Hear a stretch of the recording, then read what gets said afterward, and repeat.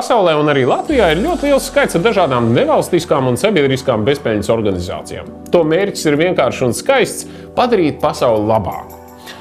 Un viņām ir jādzīvo no dažādiem ziedojumiem. Tas veids, kā viņas iegūst naudu. Un ziedotāji, cilvēki, kas ziedo šim mērķim, ļoti labprāt redz, ka šī nauda tiešām ir iztērēta šim mērķim, un ne tik labprāt varbūt redz, ka viņi ir iztērēti arī ikdienišķām lietām, piemēram, telpīrei un citām. Bet kāpēc es jums to visu stāstu? Redziet, jau krietnu laiku Latvijā un arī pasaulē pastāv iespēja, aizpildot pāris anketas, ietaupīt naudu sabiedriskajām nevalstiskajām organizācijām, tiekot pie jaunākās programmatūras pilnīgi pavelti. Bērnu labklājība, palīdzība dzīvniekiem, sportisko aktivitāšu klubi, mūža izglītība vai politiķu pieskatīšana.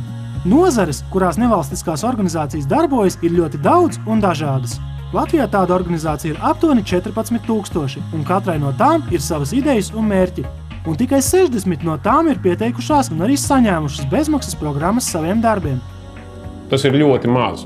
Es jums piedāvāju iepazīties ar pāris spilgtiem piemēriem, kas ir izmantojuši šo iespēju un iekonomējuši naudu. Jo, ko es gribu, lai jūs saprotat, ka tas tiešām ir vienkārši. Tur nevajag kaut kāda speciāla apmācība darbinieku vai kaut kāds īpašas prasmes. To var izdarīt jebkurš. Biedrībai Dēlne ir 13 gadi, un tās mērķis ir veicināt demokrātiskas sabiedrības veidošanos, sekmējot informācijas atklātību un korupcijas izskaušanu Latvijā. Dēlnes direktors Kristaps Petermanis šādu pirms aptuveni gada spērto soli par bezmaksas programmatūras saņemšanu uzskata par absolūti loģisku. Tas vienkārši ļauj ietaupīt līdzekļus, tad tu vari daudz vairāk naudas paredzēt īstenībā pietiekami būtiskas summas pamata aktivitātēm. Mūsu gadījumā sekošanai likumdošanai, sekošanai politiķu darbībai, tās atspoguļošanai, sabiedrības informēšanai. Bet ir arī vairāk citi argumenti. Man liekas, ka ja ir šāda iespēja sabiedriskajām organizācijām, tad ir īstenībā bezatbildīgi tērēt gan, projektu atbalstītāji, gan arī ziedotāju līdzekļus tam, ko tev pēc būtības šajā gadījumā Microsoft piedāvā par baltu velti ar faktiski uzrakstot tikai pieteikumu. Biedrība Latvijas Pilsoniskā alianse pastāv jau 7 gadus, un tās mērķis ir stiprināt pilsonisko sabiedrību Latvijā, atbalstot Latvijas nevalstisko organizāciju kopējās intereses un veidojot labvēlīgu vidi, biedrību un nodibinājumu vēl plašākai darbībai. LPA biedrības vadītāja Rasma Pīpiķe uzskata, ka programmatūras dāvinājums ļauj biedrībām ne tikai efektīvāk sasniegt savus mērķus, bet arī dāvā iespējas augt un attīstīties pašā organizācijā strādājošiem cilvēkiem.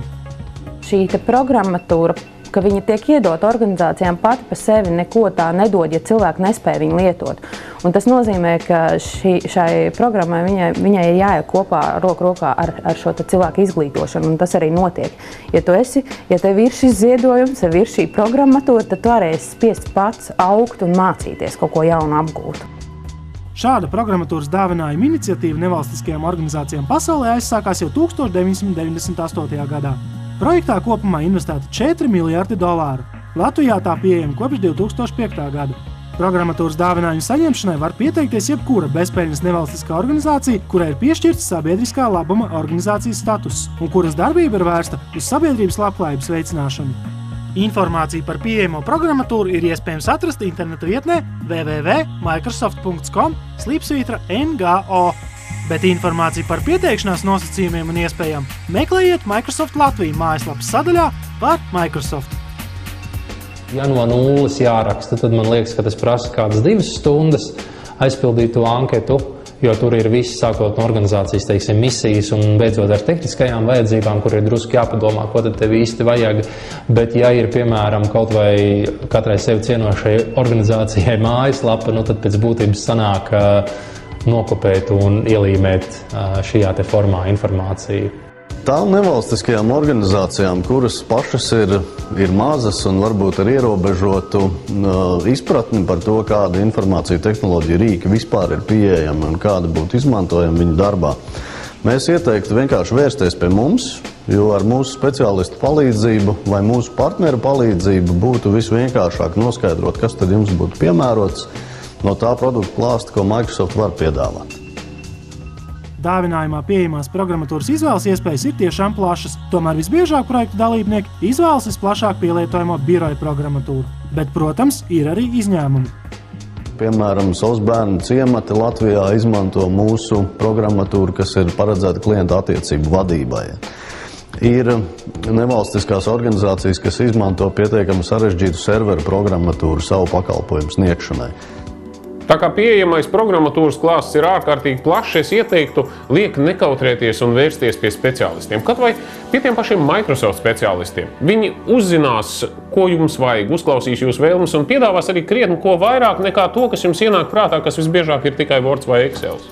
Tāda ļoti varbūt svarīga, noderīga lieta organizācijām. Es domāju, ka arī Latvijā organizācijas ir pieradušas varbūt knapināties, strādāt ar veciem datoriem un tam līdzīgi. Bet ka šeit ir pieejama visa jaunākā programmatūra, respektīvi, ka tad jums nav jāstrādā ar Windows 98 vai ar Windows XP, jums ir tiešām sekot līdzi un ieinstalēt pašas jaunākās lietas. Visā pasaulē mēs visi gribam iegūt resursus, lai varētu sasniegt kādus savus noteiktus mērķus. Tiešām izcilība, ka Microsoft ir devis resursu, lai nevalstiskās organizācijas varētu darboties sabiedrības labā. Ja arī to vai tavi draugi strādā sabiedriskā vai nevalstiskā organizācijā, lūdzu nekautrējieties un izmantojiet šo iespēju. Pastāstiet arī par to saviem paziņām, kas tādās strādā. Atveriet internetu pārlūkā www.microsoft.com/ngo vai arī izmantojiet tos pašus meklētāju serverus, lai sameklētu šīs anketas. Un organizācija ietaupīs naudiņu, kur izmantot tieši mērķa labad.